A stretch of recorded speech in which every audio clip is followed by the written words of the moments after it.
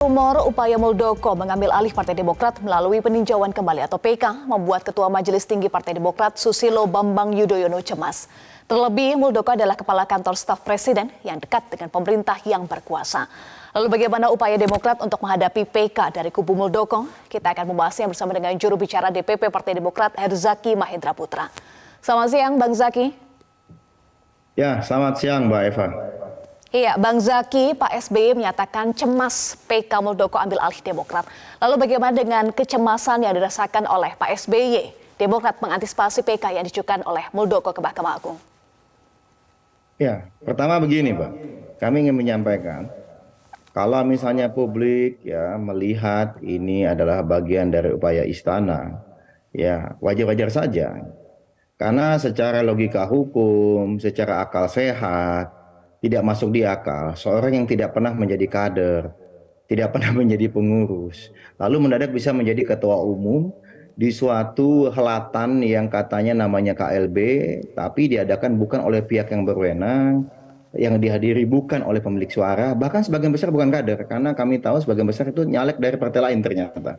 Nah ini kan menjadi suatu kekacauan gitu, ya kan? Bagaimana bisa ada sosok seperti ini ya di demokrasi kita.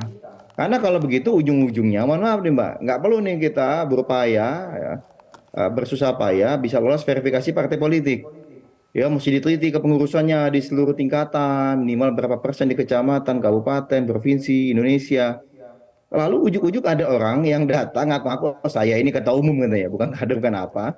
Lalu bolak-balik ke pengadilan dengan membawa dokumen, "Oh ini kasih kongresnya ini sah nih," gitu ya kan. Padahal yang hadir juga tidak jelas gitu. Dan sudah 16 kali itu kalah di pengadilan, ya, 16-0 itu. Tapi kan Ya. mengapa kemudian tadi Mbak ya, yang kedua, mengapa kemudian PK ini bagi kami juga perlu diwaspadai? Ya, kalau kita bilang tidak ada kaitan dengan istana, bagaimana ceritanya seorang yang melakukan begal politik levelnya KSP, tidak ada perubahan apa-apa gitu. Tidak ditegur, tidak diganti, masih dibiarkan bercokol di jantung kekuasaan negeri ini sejak Baik. 2021. Wah, ini kan jadi wajar aja kalau publik memikirkan seperti itu, mengira seperti itu, ada imajinasi-imajinasi seperti itu. Nah, yang ketiga, nah ini yang kami ingin pertegas, ingin sampaikan. Muldoko memberikan ya surat kuasa kepada kuasa hukumnya ya untuk melakukan PK. Itu tanggalnya boleh dicatat, Mbak. Bulan Oktober. Bulan Oktober, di penghujung bulan Oktober ya. Itu kalau tidak salah tanggalnya nanti kami coba cermati lagi, seingat tapi saya belum udah pernah kami buka 22 Oktober. Nah, kita ingat nih Mbak, 3 Oktober ada apa? Ya, 3 Oktober ada apa? Teman-teman di Nasdem mendeklarasikan Anies Baswedan. Dan kita tahu teman-teman Nasdem di Oktober itu kan Baik. sudah bersama Demokrat dan PKS. Nanti satu. Rentetannya satu, Mbak. Rentetan satu lagi adalah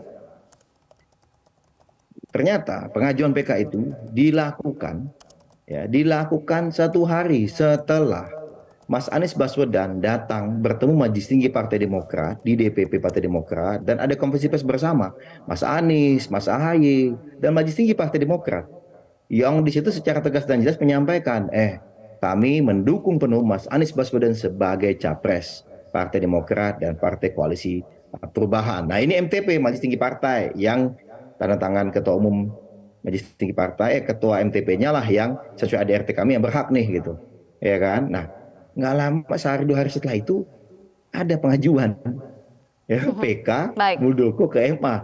Jadi kalau kita bicara 3 fakta ini dan lu bilang tidak ada kaitannya dengan mohon maaf pengajuan Mas Anies sebagai capres, terus ada peran istana, bingung juga kita, gitu, ya kan?